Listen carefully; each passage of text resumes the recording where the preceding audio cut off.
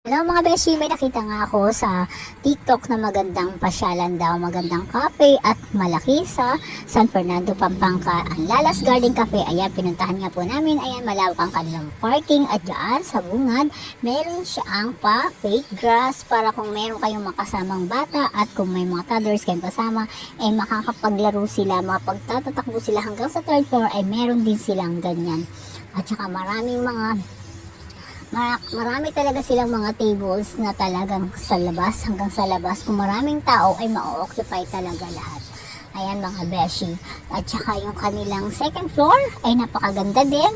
Iba-ibang may mga sofa doon na may mga table.